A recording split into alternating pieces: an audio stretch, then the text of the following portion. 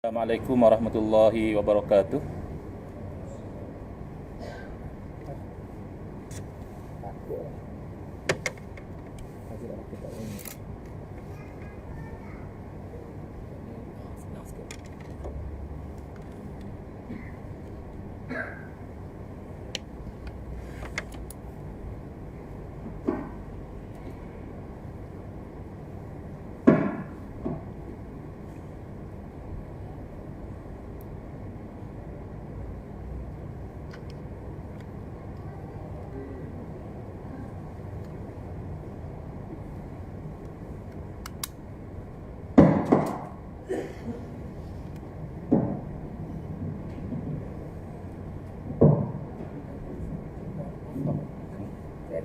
Lalu sampai gitu, apa bukan gini ya, kerja elok.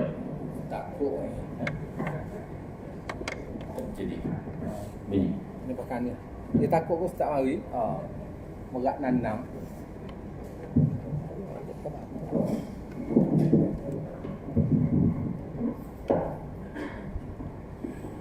Bismillah. Jadilah. Bismillahirrahmanirrahim. Alhamdulillahirabbil alamin.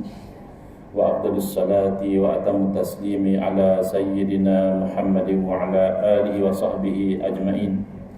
Rabbi shrah li sadri wa yassir li amri wahlul 'uqdatam min lisani yafqahu qawli. Subhanaka la ilma lana illa ma 'allamtana innaka antal alimul hakim.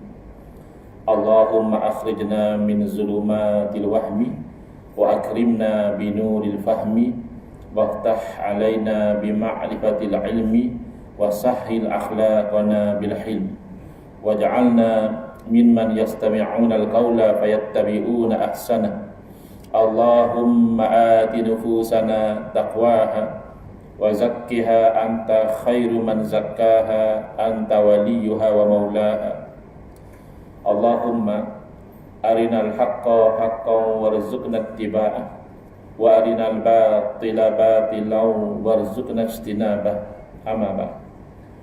Alhamdulillah, muslimin muslimat, hadirin hadirat yang saya hormati, khusus kepada para alim ulama, tok-tok guru, tuan-tuan ustaz, tuan pengerusi masjid ahli jawatan kuasa, pemimpin masyarakat dan sekalian yang hadir dalam kuliah maghrib kita pada malam ini, yang mana sebagaimana yang disebut tadi, tajuk kuliah kita pada malam ini adalah memperkasakan sunnah dan menolak bid'ah, ya. InsyaAllah kita cuba terangkan dalam tempoh kuliah maghrib ni. Saya tengok isa sini lebih kurang dalam pukul 8.25 dah. Dan saya sendiri alhamdulillah dah sembahyang jamak takdim. Jadi target-target saya tu isa tu kita habis dah, ya. Kecuali ada orang nak tanya soalan. Kadang-kadang ada orang bekok dalam hati, aku nak tanya kau soalan. Jadi bolehlah kita boleh buka ruang lajak sikit ke mana? Bolehlah nak lambat sikit.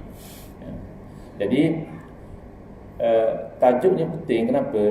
Kerana kalau tak dipaham oleh tajuk sunnah dan bid'ah ni, dia akan menjadi satu punca perbalahan di kalangan umat Islam, yang mana amalan-amalan yang dibuat oleh umat Islam tu dipandang serong, dipandang sebagai tak ada dalil, dipandang sebagai bercanggah dengan ajaran Islam, dan dipandang sebagai satu kesesatan. Jadi as-sunnah kita nak perkasakan, al-bid'ah kita nak tolak. Baik, sunnah apa dia? Sunnah dari segi bahasa adalah at-tariqah, jalan. Bila sebut jalan, ikut pandanglah, jalan molek panggil sunnah, jalan buruk juga panggil sunnah. Tak mesti orang molek saja. Dalam hadis Nabi SAW pernah sebut, man sanna fil islami sunnatan hasanatan. Barang siapa yang buat dalam Islam ni satu sunnah yang hasanah, yang baik. Dalam hadis yang sama, Nabi SAW juga ada sebut, wa man sanna fil islami sunnatan sayyi'atan. Barang siapa yang buat dalam Islam ni satu sunnah yang buruk. Ada juga sunnah yang buruk, ia dari segi bahasa ada. Tapi kalau dari segi istilah, kita menyempitkan makna sunnah tu hanya pada yang molek saja. Ya, ta'rif sunnah dari segi istilah adalah at-tariqatul mardiyatul maslukatu fid din salakaha Rasulullah sallallahu alaihi wasallam wa man huwa a'lamun fid din kas-sahabati radhiyallahu anhum ajma'in. Bila kita sebut secara istilah, sunnah ni hanya jalan yang diredai, maknanya jalan yang molek lah, yang dijalani di dalam agama oleh siapa? Oleh Rasulullah sallallahu alaihi wasallam dan oleh tokoh-tokoh agama seperti para sahabat radhiyallahu anhum ajma'in. Jadi masalah sekarang ni ada berlaku kekeliruan, salah faham ataupun salah sapa tentang apa yang dikatakan ikut sunnah. Ada orang dia bawa idea ikut sunnah makna kalau Nabi dakwah kita usah buat. Itu makna ikut sunnah. Jadi kefahaman macam ni menyebabkan orang jadi keliru. Saya bagi contoh ya. Biasa di tempat kita ni, boleh kata di seluruh negara lah, di Pahang, di Selangor, di Terengganu, di Kelantan, di Johor, di Kedah, adalah satu amalan biasa umat Islam bila tiba ya malam Jumaat macam malam esok akan mengamalkan baca Yasin beramai-ramai di masjid.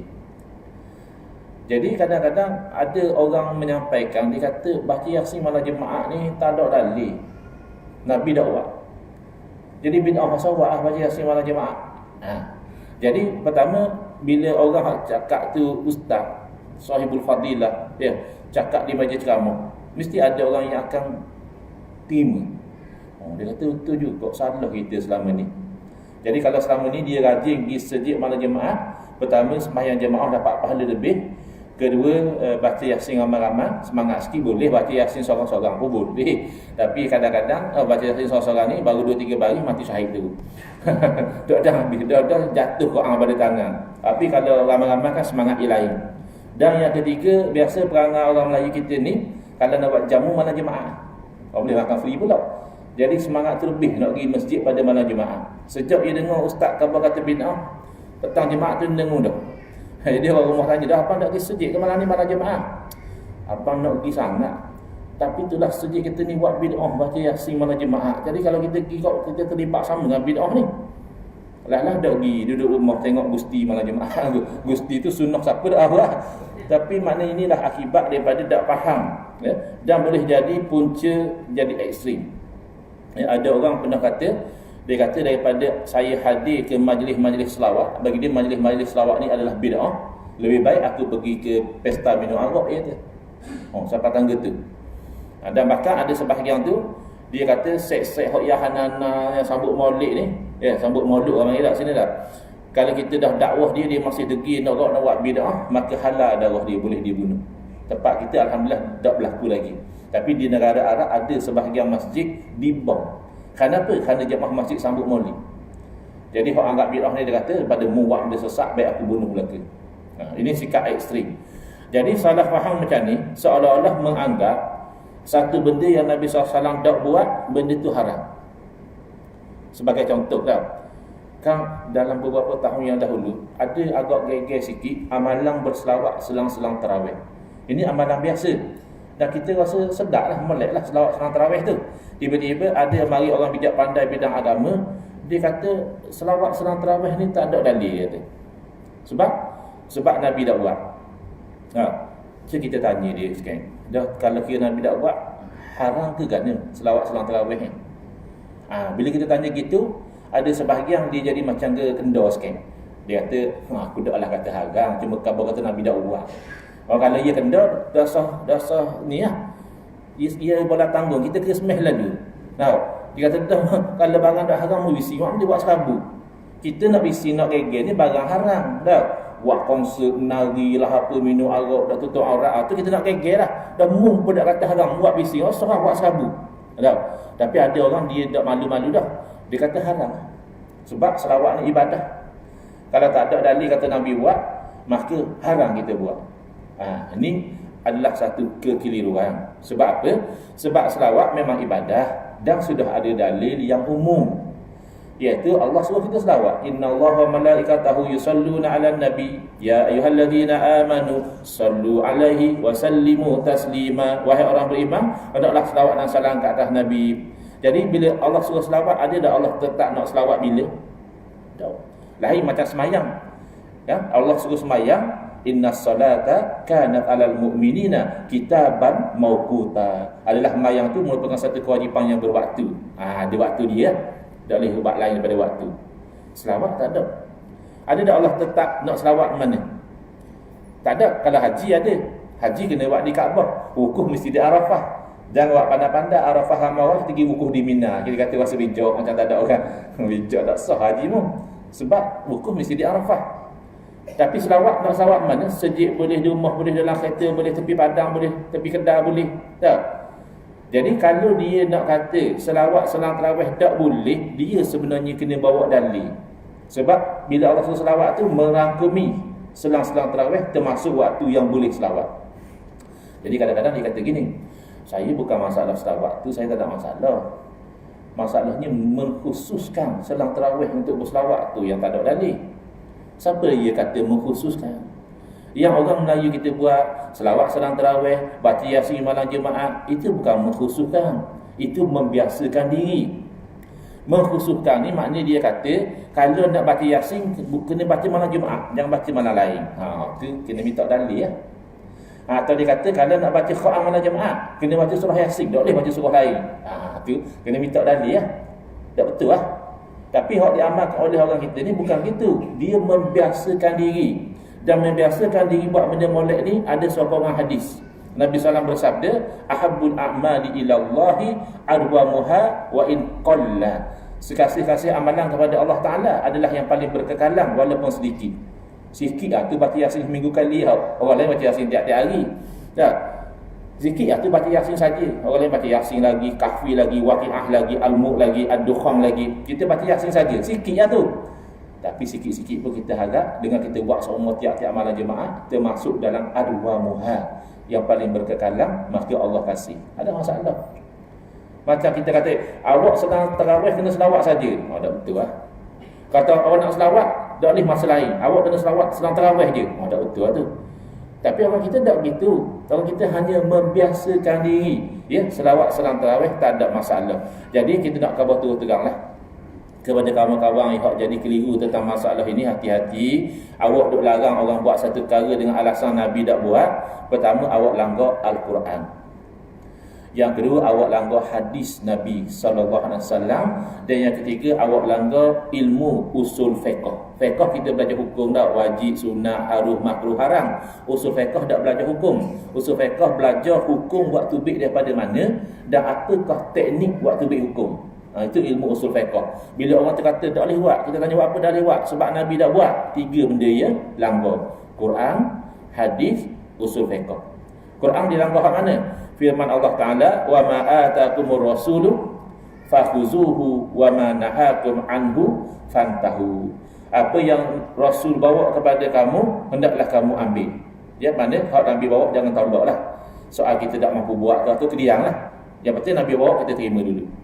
Wa ma nahakum anhu fantahu. Dan apa yang bagi dia larang kamu daripadanya, hendaklah kamu berhenti. Yang Quran kata apa?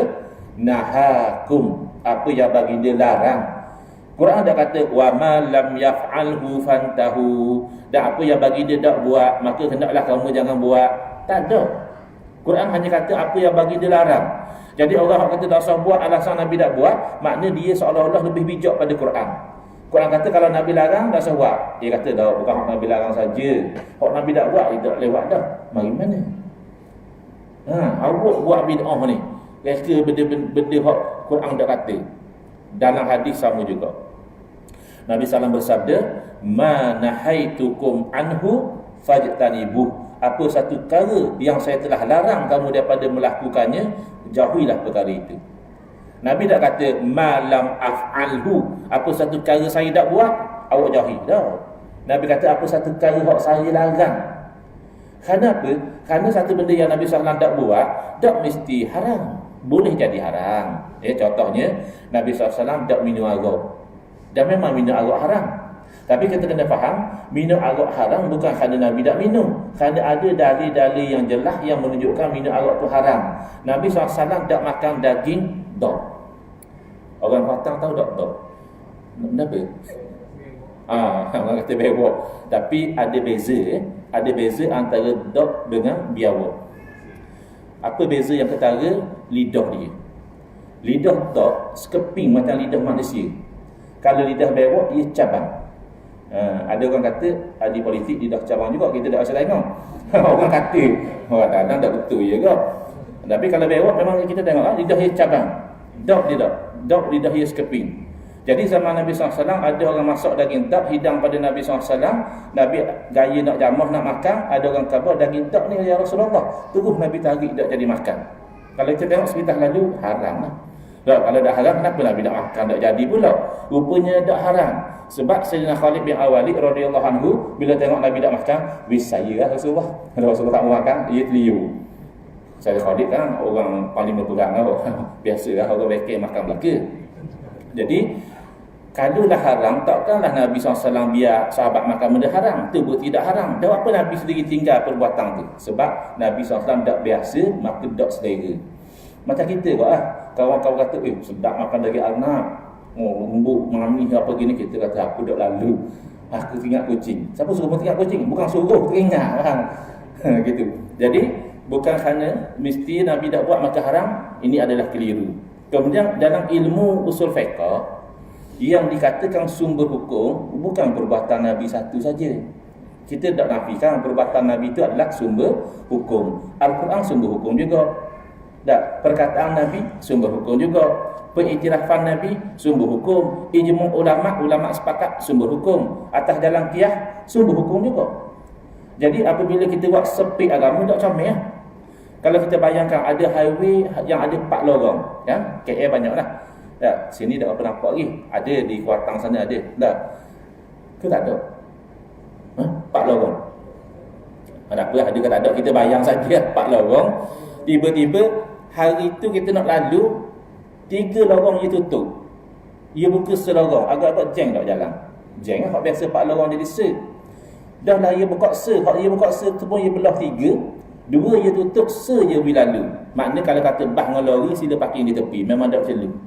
Kereta pun boleh tutup, motor peng boleh lepas. Tahu? Jadi apa cerita highway ni ustaz? Bayangan kepada agama kita paling komang ada 4 lorong nak sampai pada hukum. Awak lalu lorong Quran sampai. Awak lalu lorong hadis sampai. Awak lalu lorong ijma' boleh kena hukum juga. Awak lalu ikiyah pun masih dapat hukum lagi. Saya bagi contoh. Amalan zikir dengan sebut Allah ni kan. Dr. Aiman betang pasal amalan zikir, ada orang kata gini gitu dah. Jadi ada orang kata zikir kalau subhanallah, alhamdulillah, Allahu akbar, afdalu zikri fa'lam annahu la ilaha illallah. Hak tu tak ada masalah. Tapi kalau zikir Allah ni tak ada dalil. Allah. Dia gitu ada dalil kata. Pelik awak tak ada dalil. Quran bukan dalil. Tidak kata dalam Al-Quran Allah berfirman wadhkurullaha zikran katsira. Hendaklah kamu sebut Allah dengan sebutan yang banyak. Jadi kalau kita sebut Allah sudah terpayung dengan ayat Quran. Tu wazkurullah mana ingat ustaz? Tak semestinya ingat saja. Ingat tu zikir dengan qalbi. Tu orang panggil ingat. Kalau zikir dengan lisan orang panggil apa? Sebut. Jadi sebut Allah suruh. Wazkuri isma rabbika bukratan wa asila. Sebutlah nama Tuhanmu pagi dan petang. Nama Tuhan kita berapa? Tanya budak darjah 1 darjah 2 dia boleh jawab. Allah dia kata. Dan macam mana kata tak ada dalil ni? Kata ngaji sampai PhD. Gitu. Mana mungkin ada dia tak berapa faham. Ngaji dia bagus dah, tak faham connection tu. Kemudian dalam ijma' ulama tak ada seorang ulama yang mempertikaikan zikir Allah ni tak kurang pada 700 tahun.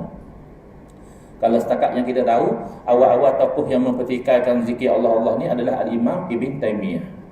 Dan Al-Imam Ibn Taymiyah walaupun dia hebat, tak kan boleh langgar ijma' ulama 700 tahun dah. Kemudian qiyas ni benda sama, dia akan berperangai sama, hukum dia akan jadi sama.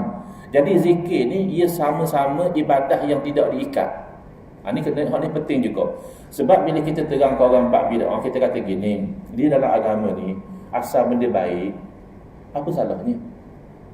Walaupun Nabi tak buat, asalkan benda tu baik, apa salahnya? Yang kita tak mahu benda tak baik. Dia marah kalau kita kata gitu.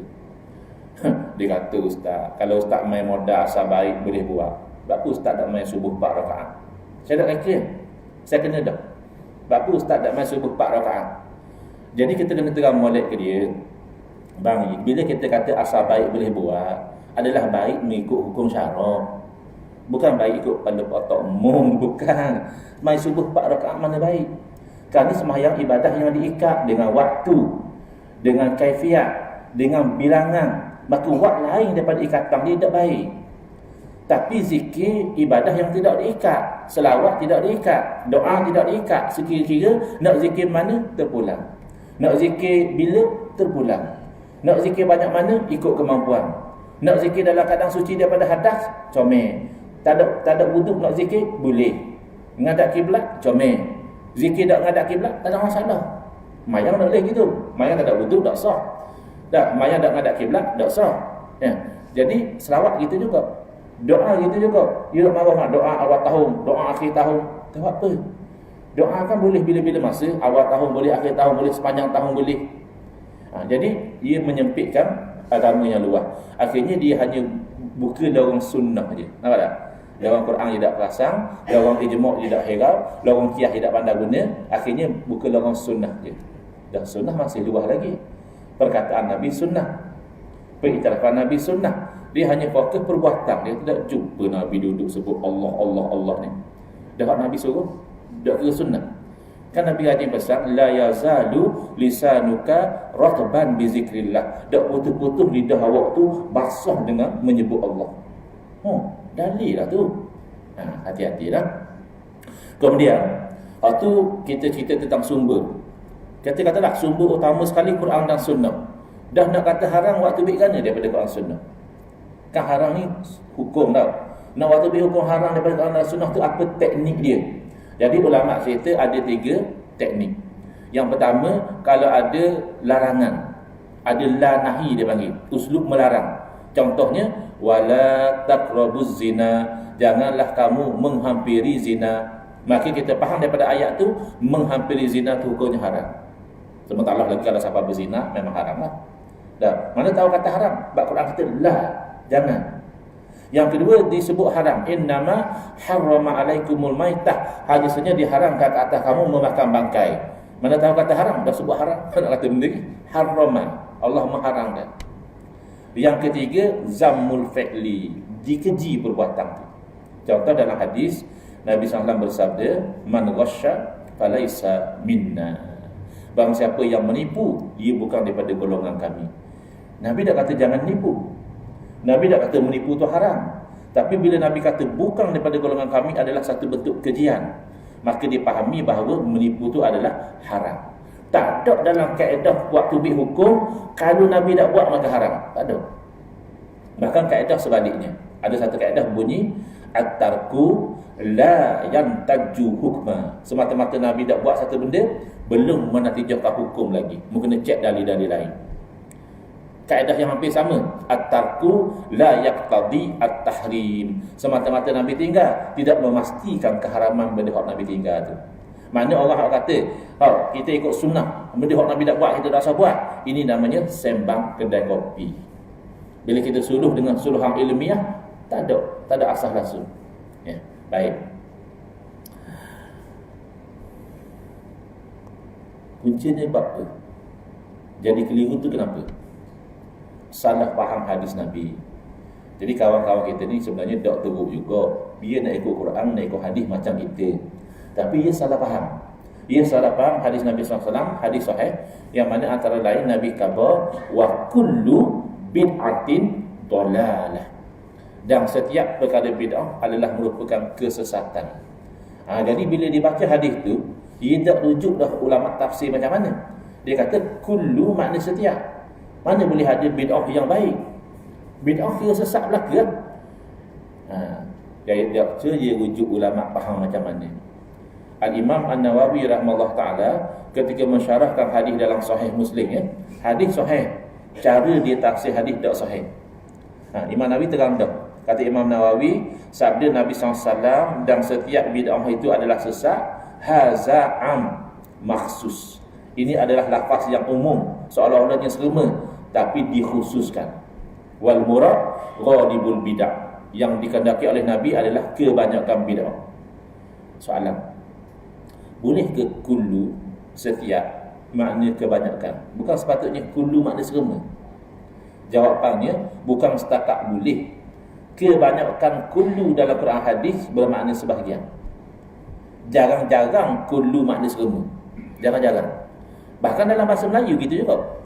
Kalau ada budak sekolah mari khabar ke kita, dia kata, abang, pak cik, saya pergi sekolah setiap hari, kata. Kita kata, betul ke adik pergi sekolah setiap hari? Dia kata, betul, saya tak ada poteng. Oh, dan pak cik nak tanya, adik hari Sabtu pergi sekolah? Sabtu tak pergi. Hari Ahad adik pergi sekolah? Hari Ahad tak pergi, kata. Adik nawak tu kata pergi sekolah setiap hari, Sabtu Ahad tak pergi pun. Adik tu nawak tu pak cik tu tak faham bahasa. Rasa-rasa betul dah adik tu cakap, mana hari sekolah pergi sokmo, 5 hari seminggu dah aja poteng. Hak cuti bagaimana lagi? Sekolah dah buka. Masih sah dia kata saya pergi ke sekolah setiap hari. Apa dia terima bunyi dah? Jangan cepat. Jangan saya gaduh kau. Okey, kita sambung. Jadi dalam Quran ada banyak contoh yang mana Allah Ta'ala guna lafaz kullu makna sebahagian. Dalam hadis Nabi SAW guna kullu makna sebahagian. Contoh dalam Al-Quran, dalam suratul Kahfi, Allah Ta'ala berfirman, wa kana wara'ahum malikun ya'khudhu kulla safinatin ghasba. Adalah di belakang mereka ni seorang raja yang mengambil setiap sampan sebagai rampasan. Ingat lagi tak kisah Nabi Musa AS nak menuntut ilmu dengan Nabi Khadir AS. Nabi Khadir kata, "Mu tak akan sabar mengaji dengan saya." Nabi Musa sebab nak menuntut ilmu, Nabi Musa kata, "Insya-Allah aku sabar." Ginilah, nak mengaji sangat boleh, tapi tak usah tanya dulu. Apa-apa aku buat tak usah tanya. Sampai masa aku khabar. Tapi Nabi Musa AS kan Nabi, Rasul. Dia tengok benda yang pada zahir syariah tak betul, dia bunyi lah. Mula-mula naik sampang, 2 orang naik sampang, tengok-tengok Nabi dia kering tumbuk sampang. Kata mana pun Allah. Pertama merosaklah hati benda orang. Kedua, kalau masuk air tak bersama-sama tenggelam. Jadi Nabi Musa bunyi lah. Bunyi sekali, bunyi 2 kali, bunyi 3 kali. Nabi kata setakat ni dah lulu syarat. Kita belajar universiti pun gitu tak cukup syarat, universiti kata buat setakat ni ya. Tapi Nabi Khidir terangkan, sampang tu kata Nabi Khidir milik orang miskin, 10 orang cari makan guna sampang tu lah di laut. Saya nak bagi rosak bukan saja-saja, sebab ada raja yang kerja raja ni dia akan merampas setiap sampang yang lalu di situ.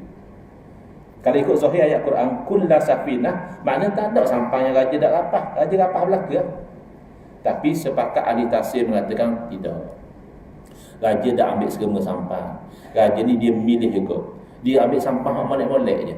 Sampang hak ada lubang, hak sopek, raja dah ambil. Dan itulah hikmah kenapa Nabi Khidir AS berlubang.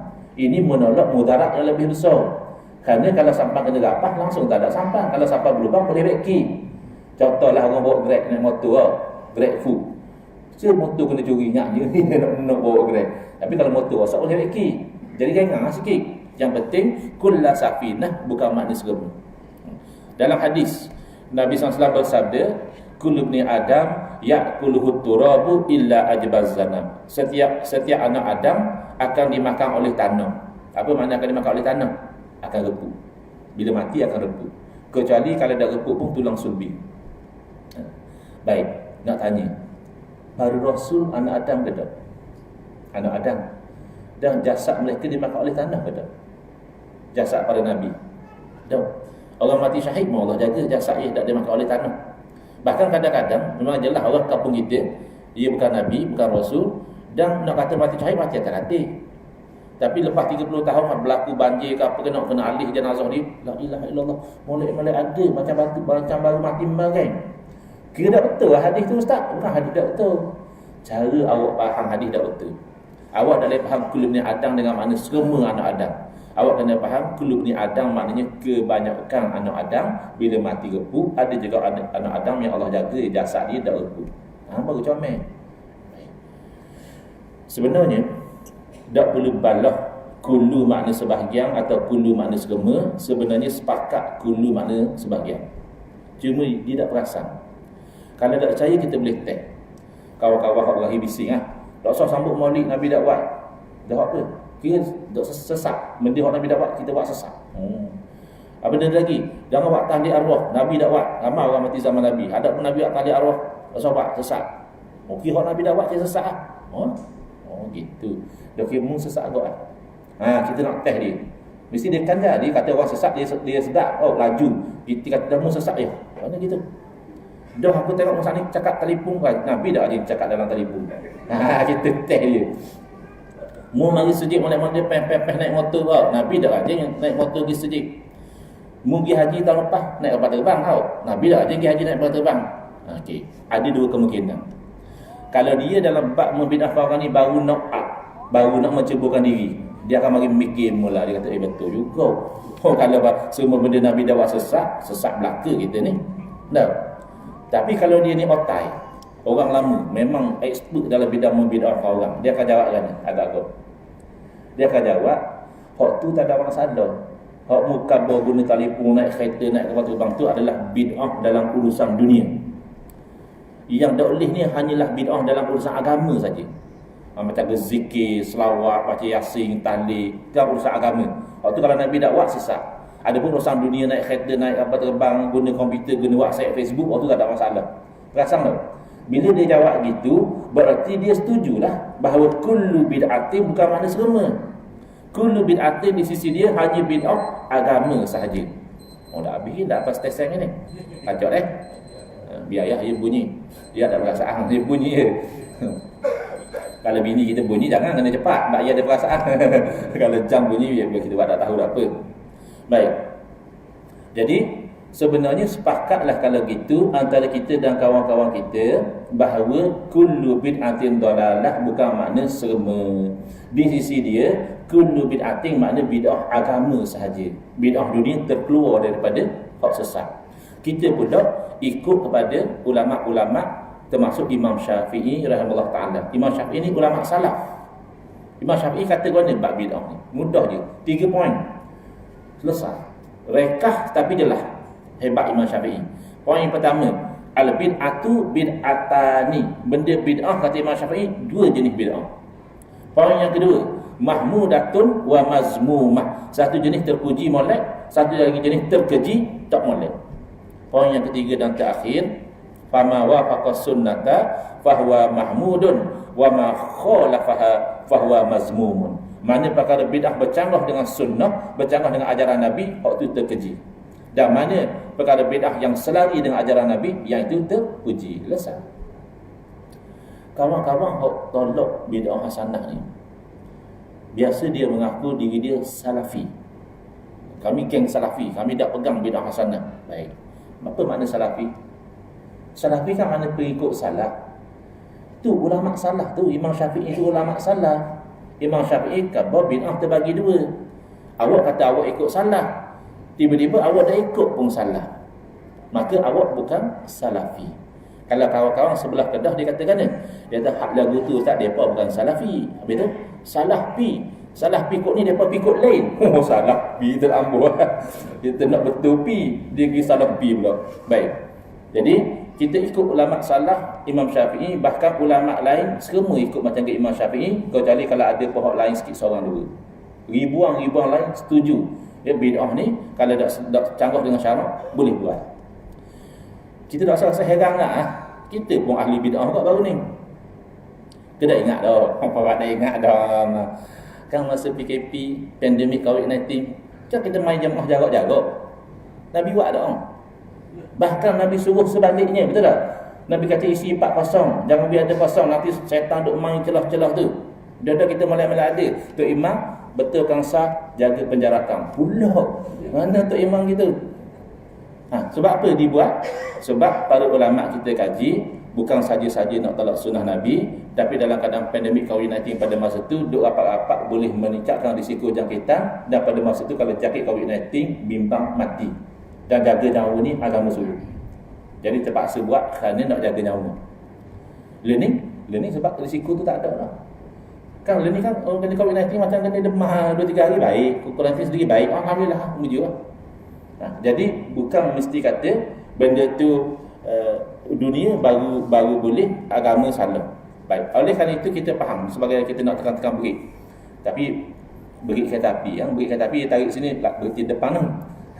Okey, jadi sekarang ni kita nak buat sebagai kesimpulan, oleh kerana kita sama-sama setuju bukan semua bid'ah sesat, hanya kita berbeza kayu ukur saja. Kita kata bid'ah selari dengan sunnah boleh, bercanggah tak boleh. Awak kata bid'ah dunia boleh, bid'ah agama tak boleh. Kita kaji bahagian tu saja. Tak usah balas luas-luas. Kita fokus situ je.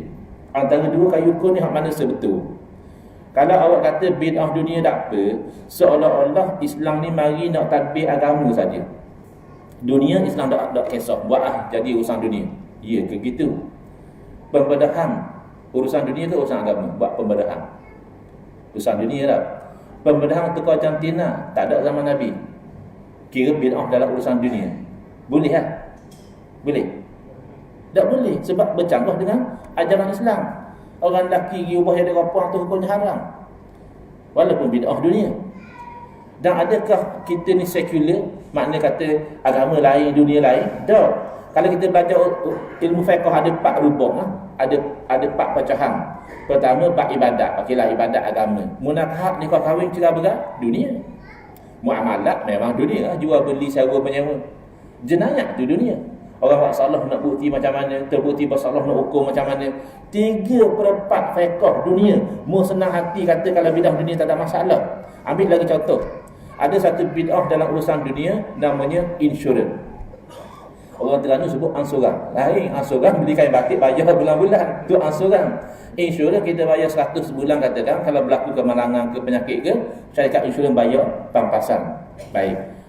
Ada tak zaman Nabi insurans? Tak ada. Tak je dengar sahabat Nabi ambil insurans. Okey. Bukan saja insurans bid'ah, ada lagi satu namanya takaful. Takaful ni bid'ah juga.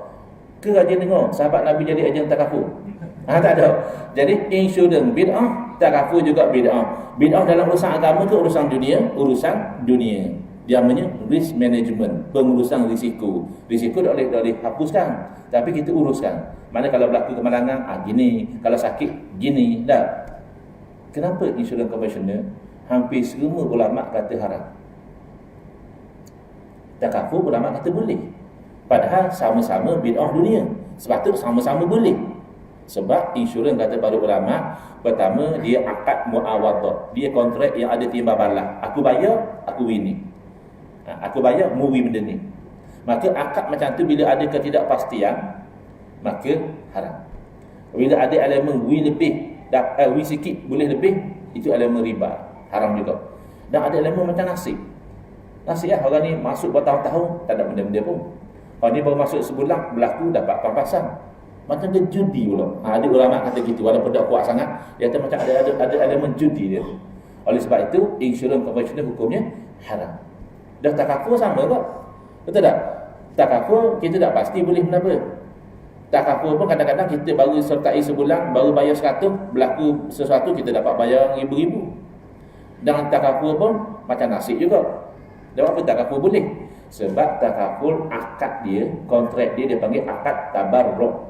Akad sedekah, macam khairat kematian. Dan dia tak kisah, berapa boleh berapa pun atas nama sedekah. Masuk dalam tabung, siapa layak kita beri ke dia. Gitu. Jadi kalau gitu ulama tak tengok dunia ke agama. Ulama tengok selari atau bercanggah dengan syarak. Yang lebih penting pada itu adalah sunnah Nabi sallallahu alaihi wasallam. Golongan yang anti bid'ah hasanah, kalau kita ajak pegang sunnah Nabi, dia setuju. Golongan yang sokong bid'ah hasanah pun, kalau ajak ikut sunnah Nabi, dia setuju. Baik sunnah Nabi, cara Nabi, adakah Nabi tengok urusan dunia, Nabi kata tak apa, urusan dunia buat lagi ya. Nabi tengok urusan agama, Nabi kata tak boleh buat. Urusan agama kalau saya tak buat haram. Ataupun Nabi tengok selari dengan syarak, Nabi benarkan. Bercanggah dengan syarak, Nabi larang. Kita dapati sunnah Nabi SAW macam Imam Syafi'i cerita. Bukti salah satunya, banyak, bukti banyak. Salah satunya di zaman Nabi SAW ada seorang tua imam di Masjid Quba, dia buat bid'ah. Bid'ah dia apa? Setiap rakaat dia baca suratul Ikhlas. Nabi tak buat. Apa maksud rakaat dia baca suratul Ikhlas? Maknanya katalah dia jadi tu imam main serap. Rakaat pertama dia baca Fatihah, selesai Fatihah dia baca Qul Huwallahu Ahad, habis Qul Huwallahu Ahad dia baca surah. Lepas baca surah dia rakaat. Rakaat kedua Fatihah juga, Qul Huwallahu sekali lagi, lepas tu baca surah, lepas tu dia rakaat. Pertama Nabi tak buat gitu. Kedua Nabi tak suruh buat gitu. Bid'ah. Ketiga makmum tak wahid. Jadi makmum komplain pada imam. Minta maaf kalau imam sejik ni kena komplain dengan makmum, tak sabar hati ingat imam sama Nabi, makmum komplain dah. Memang makmum bagi komplain. Jadi makmum kata kata imam, "Tok imam, awak pilih satu sudahlah. Kalau awak nak baca qul Allah, memadai dengan qul Allah. Tak usah baca surah. Dan memang kalau awak nak baca surah sudahlah, tak baca qul Allah. Pilih satu je, kan baca dua-dua." Rupanya imam waktu ikhlaskan. Dia kata gini lah, "Saya mau pilih satu je kau. Kalau mu nak aku jadi imam, pasal itulah aku bayar. Kalau mu nak pasal lain, silalah tik imam lain." Allah susah. Sebab dia makmum gahi kata imam ni, cuma tak gahi seperangai tu. Akhirnya diadu kepada Nabi sallallahu alaihi wasallam. Kalau betul dah teori yang mengatakan buat benda baru dalam ibadah automatik haram, itulah Nabi SAW wajib larang. Macam Nabi bersifat tabligh. Nabi mesti panggil tu imam tu, "Tuan imam, tak usah buat gitulah. Sebab hak tu imam buat tu saya tak buat. Ini urusan ibadah, haram buat benda saya tak buat." Betul tak? Sepatutnya gitu. Dah. Nabi panggil, Nabi tanya, "Apa yang menghalang tuan imam daripada ikut cadangan jemaah?" Jemaah dah bagi cadangan, tu imam tak mau ikut apa? Dia jawab, "Inni uhibbuha ya Rasulullah." Sesungguhnya saya kasih sangat dengan suratul Ikhlas wahai Rasulullah. Kasih pada ayat Quran salah tak? Bukan setakat tak salah, bahkan bagus lah. Ada tak larangan tak boleh ulang surah yang sama dalam rakaat yang berbeza? Tak ada. Jadi apa yang dia buat tu tidak bercanggah dengan apa-apa larangan. Dorongan dia pula baik sebab dia kasih pada suratul Ikhlas. Akhirnya bukan setakat Nabi tak larang, Nabi puji. Nabi kata, "Hubbuka iyyaha adkhalakal jannah." Kasih awak pada suratul Ikhlas itu memasukkan awak dalam syurga. Ingat komang ku Allah. Dia kalau tak imam baca Allah, dia komang dia dengan ku Allah itulah sebab Nabi masuk syurga. Baik. Kemudian yang terakhir, bunyi budak sekali. Gitu. Bunyi banyak kali kita kena berhenti ya. Yang terakhir, kan Nabi pesan dua perkara dah. "Alaikum bisunnati." Hendaklah awak ikut sunnah saya. Jadi sunnah Nabi kita kabar sana. Bab ibadah pun kalau tak bercanggah dengan syarak, Nabi wi. Bab dunia bercanggah dengan syarak, Nabi larang. Ada satu orang, dia jual barang. Tapi barang hok dak molek buah, katakan buah hok buru-buru itu bawah. Hok molek-molek ibu atas. Jadi Nabi SAW pergi cek zaman dia ni bila KPDNKK ada. Zaman dulu mana ada. Nabi pergi cek. Nabi seluk dalam bekas tu, "Kerana bawah ni basah-basah, dak molek." Nabi tanya, "Apa awak gini?" Nak berlaku ya dia. Memang psikologi manusia ni, kalau dia tengok atas molek segor-segor, ingat molek belakang sampai bawah dia beli lah. Jadi itu menipu tak? Menipu. Tapi menipu tu dalam urusan dunia. Dia nak tu strategi marketing dia. Walaupun urusan dunia, oleh kerana menipu tu bercanggah dengan syarak, Nabi larang. Bukan tengok dunia ke agama. Baik. Terakhir pula dua kali dah terakhir.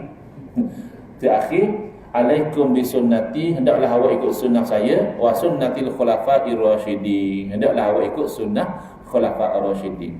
Khulafa'ir rasyidin macam mana dia tengok? Dunia tak apa, agama haram, atau selari dengan syarak tak apa, bercanggah dengan syarak haram. Kita dapati khulafa'ir rasyidin macam Nabi juga. Kita ambil contoh mudahlah atas waktu masa urusan azan. Urusan azan ni urusan dunia ke urusan ibadah? Urusan ibadah. Kalau ikut teori dia, kalau urusan ibadah, dah boleh buat bid'ah. Tengok, azan jemaat zaman Nabi SAW, zaman Sayyidina Abu Bakar radhiyallahu anhu, zaman Sayyidina Umar radhiyallahu anhu, sekali je. Iaitu bila khatib naik atas mimbar, khatib kata "Assalamualaikum warahmatullahi", khatib duduk, azan sekali tu je. Mari zaman Sayyidina Osman buat bid'ah. Buat bid'ah macam mana? Sayyidina Osman kata azan dulu awal lagi, tambah azan baru. Dia apa Sayyidina Osman buat bid'ah? Sebab pada pandangan Sayyidina Osman, bid'ah ni hasanah, baik. Berapa baik? Sebab dengan azan tambahan ni lah ramai orang terselamat daripada meninggalkan solat jemaah. Sebab zaman Sayyidina Osman orang Islam ramai, duduk jauh pada masjid. Kalau azan atas mimbar, dah setarang nak main jemaah. Muncullah ada azan tambahan. Oh, dekat nak masuk waktu, tutup benda, siap-siap pergi sembahyang jemaah. Dah. Itu istiak Sayyidina Osman je, Ustaz. La ilaha illallah. Sayyidina Osman, bukan Osman kampung pandang satu. Sayyidina Osman ni sahabat Nabi Khulafa' ar-Rasyidin. Nabi kata malaikat bermalu dengan Sayyidina Osman, nikah dengan anak Nabi 2 kali. Nabi kata kalau ada lagi anak saya nikah lagi. Sayyidina Osman, awak kata istiak Sayyidina Osman saja. Istiak dia jauh lebih mahal pada pandangan awak. Ya. Lebih-lebih lagi, bila senak semua buat gitu, tak ada seorang bersahabat Nabi bangkang. Maknanya ijma' sukuti, konsensus, dipanggil implied consensus. Secara dipahami, mana sahabat semua setuju boleh buat bid'ah dalam urusan ibadah dengan syarat bid'ah tu hasanah, tak bercanggah dengan syarak. Itu cara dia. Ni asal baru larang, akhirnya dia terperangkap dengan kaedah dia sendiri. Dah masa PKP awak sembahyang jarak-jarak, dia akan sembahyang tak ibadat. Tu pasal kita ikut kaedah usul fiqh. Dah, orang lain dah ikut usul fiqh, musuh orang ikut usul fiqh. Baru nak reti. Jadi kita sebenarnya tak ada masalah. Bab bid'ah kita sepatutnya sepakat, apa perkara bid'ah bercanggah dengan syarak wajib kita tolak, dan apa perkara bid'ah yang sari dengan syarak kita terima. Soalan, zaman Nabi boleh tak Ustaz? Orang buat benda baru, Nabi khabar, ni masuk syurga, ni orang malaikat tulis pahala. Dah kalau orang buat benda baru zaman ni, siapa yang nak khabar? Kan Nabi dah wafat dah. Jawapannya adalah ulama. Sebab ulama warasatul anbiya. Kan? Ya, kita sembahyang jarak-jarak baru ni, ada Nabi khabar. Dah, ulama lah yang buat kerja tu. Itu makna ulama pewaris Nabi. Jadi kalau kita salah pun, salah ijtihad masih dapat satu pahala. Jadi saya cukupkan setakat itu. Saya serahkan balik pada pihak masjid, adakah nak buka pada soalan atau nak tutup tu? Buka sila tanya soalan. Kalau saya mampu saya jawab. Kalau saya tak mampu, saya akan minta tangguh dulu.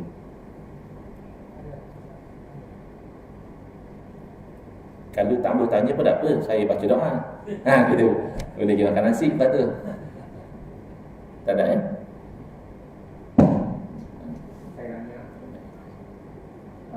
Assalamualaikum warahmatullahi wabarakatuh. Waalaikumsalam. Saya nak tanya, kalau kebiasaannya kita pergi buat umrah ke haji ke, kebanyakan penceramah dia kata nak semayang, nak baca doa pun di kawasan apa tu, Tazam ke apa, doa makbul. Soalannya, sebab apa imam lebih haram tak baca doa?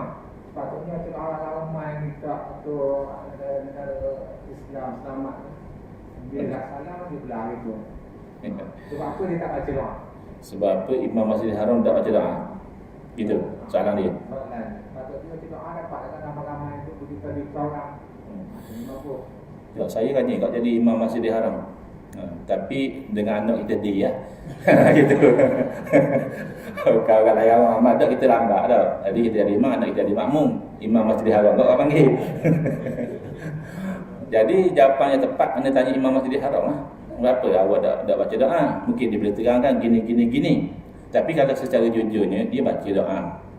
Cuma pertama dia baca dalam semayang. Kalau kita tengok dia semayang tarawih yang panjang dia baca doa. Dia baca. Tapi hak dia tak baca lepas semayang. Okay? Kita tak tahu sebab apa. Adakah kerana mazhab dia makruh ke, dan sebagainya, kita tak pasti. Tapi dalam mazhab kita sunat kita berdoa lepas semayang, berpandu pada hadis Nabi SAW yang dikatakan doa mana yang paling asma', yang paling didengari oleh Allah Ta'ala, yang paling diistajabah oleh Allah adalah pada waktu tengah-tengah malam tu, dan juga pada lepas semayang. Jadi waktu tu mustajab. Baik. Jadi doa lepas semayang tu ada dalil. Yang ia bangkang adalah doa beramai-ramai kata. Awak doa lepas semayang kita tak gambling. Awak pergi doa ramai-ramai.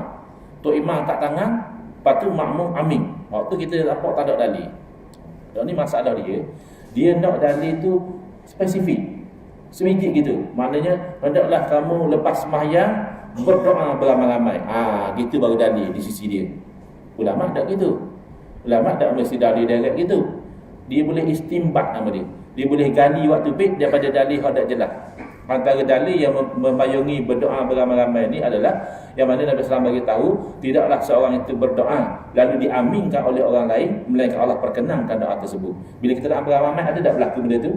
Seorang berdoa orang lain amin, berlaku tak? Berlaku. Bila berlaku itulah dalil dia. Macam sana lah.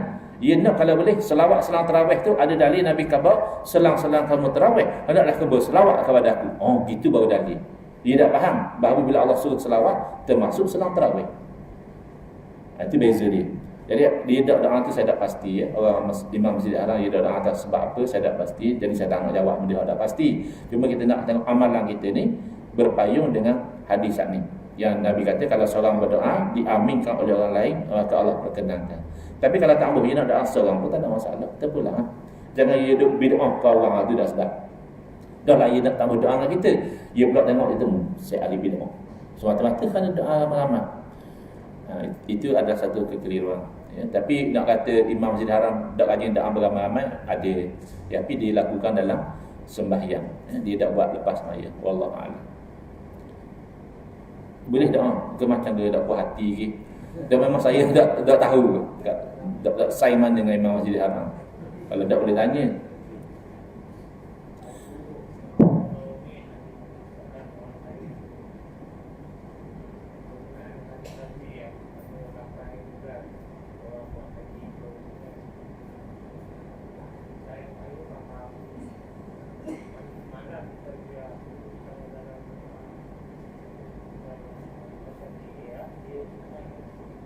Jawab apa jelas soalan. 8 Zulhijjah. Okey.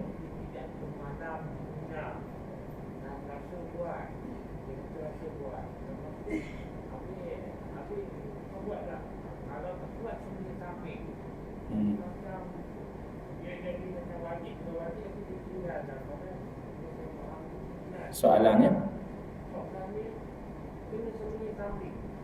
seolah-olah dia wajib. Okey, saya faham tak soalan dia. Baik, hal ni menarik dah. Menarik buat apa? Sebab dalam memahami sesuatu kejadian, dalam memahami sesuatu perkataan, ulama boleh berbeza pandangan. Waktu jadi khilaf. Waktu kita kata nak lapang dada ni, ni kita tak mau balah. Ana hak awak baca kuno, silakan. Abang ada ulama kata sunat. Awak tak mau baca sebab awak taklid pada ulama hak kata tak sunat, ya silakan. Kita tak mau balah. Kalau tak sedapnya, kalau kita baca kunut, kita marah kalau tak baca. Ataupun orang tu tak baca kunut, dia kata kita buat bid'ah. Itu tak sedap. Jadi contoh ya, bila Nabi SAW singgah di Mina, adakah itu sebahagian daripada wajib atau memang kerana Nabi nak singgah rehat? Jadi ulama hak kata Nabi berhenti di Mina tu kerana itu salah satu daripada wajib haji. Bila tinggal, kena bayar dah. Tapi hak kata bukan wajib haji, tapi perjalanan tu menyebabkan rehat singgah situ, maka tak ada masalah. Tapi sunat kenapa? Sebab al-khuruj minal khilaf mustahab. Tubik daripada tempat khilaf tu digalakkan. Mana kalau kita singgah kan, tak ada ulama kata bermasalah. Tapi kalau kita tak singgah, sebagai ulama kata okey, benda ni bukan wajib. Tapi ulama hak pegang wajib, dia kata ni ada masalah, awak tinggal benda wajib. Jadi al-khuruj minal khilaf mustahab. Contoh, saya bagi contoh ayat Quran. Ayat yang sama, ulama faham lain-lain. Ayat mudah je, wudu. Idza kumtum ila solah faghsilu wujuhakum. Idza kumtum, kalau terjemah, kalau awak berdiri solat, awak basuh muka. Macam mana? Solat dah baru basuh muka? Bukan. Idza kumtum maknanya idza aradtumus solah. Bila awak nak solat, awak wudu. Wudu macam mana? Faghsilu wujuhakum, basuh muka. Wa aydiyakum ilal marafiq, sapu basuh tangan hingga ke siku. Wa sahu bi ru'usikum, dan sapu bi ru'usikum, dengan kepala kamu. Tu nak faham kan? Kalau jadi faham zahir, sapu dengan kepala. Jadi kepala sapu. Patut kita sapu kepala. Itu satu hal. Yang kedua, apa makna wa sahu bi ru'usikum? Kalau ikut mazhab Syafi'i, dia kata ba di situ, bi tu maknanya sebahagian. Orang Arab kata bi makna sebahagian. Jadi awak sapu sebahagian daripada kepala awak. Sebahagian ni kalau ikut kebiasaan lebih kurang dalam 3 helai rambut tu kira sebahagian lah. Lepas tu orang kita bagus jaga wajang sama. Ni sikit je wajang kita tak rosak. Tapi mazhab lain tambah. Mazhab lain ada yang kata tak sah kecuali sekadar setapak tangan. Sebab apa? Sebab dia tambah dengan dalil lain. Ayat Quran hanya sebut wamsahu bi ru'usikum. Nak faham bi ru'usikum, dia kata dalam satu kejadian Nabi sallallahu wudu, Nabi tolak sikit kain serban, lalu Nabi sapu atas kepala dan atas serban. Makna hak sapu atas kepala tu kena lah, iaitu sekadar setapak tangan. Ada mazhab kata dak bi tu ba tu tambah saja. Ba tak ada makna. Wamsahu bi ru'usikum maknanya wamsahu ru'usakum. Sapulah kepala kamu. Kepala semua kali lah. Maka sapu semua baru sah. Gini tak sah. Sebab tu hati-hati ya, kalau kita nak taklid, takut kita main cadok sini sikit, akhirnya tak ada ulama iktiraf semayang kita. Contohnya, bab wudu ikut Imam Syafi'i, senang tau. Cek sikit, susah lalu. Bab batal ikut mazhab lain pula. Bersentuh tak batal, lepas semayang. Di sisi semua ulama sembahyang dia tak sah. Ulama Syafi'i kata memang wuduk dia sah, tapi batal dah. Ulama Hanafi kata nak sah kan cek sikit je. Bukan sikit wuduk batal, wuduk tak ada lagi. Itu kita kena hati-hati. Tapi yang pentingnya kita nak apa? Dalam memahami ayat sama masih ulama berbeza pandangan. Tapi al-khuruj minal khilaf mustahab. Tubik daripada tempat khilaf tu digalakkan. Jadi walaupun kita mazhab Syafi'i sekadar 3 dah rambut sah, silalah ra'i mazhab lain, sapu semua kali, tak ada mazhab qabli. Semua kata bagus. Itu kaedah dia. Jadi hak Sani tanya Sani, seingat saya kalau saya salah turun betul adalah khilaf di kalangan ulama. Sebahagian memahami perbuatan Nabi itu menunjukkan itulah wajib, sebahagian kata tak bertelang Nabi singgah saja. Itu bukan termasuk dalam kerja wajib haji dah. Wallahu a'lam.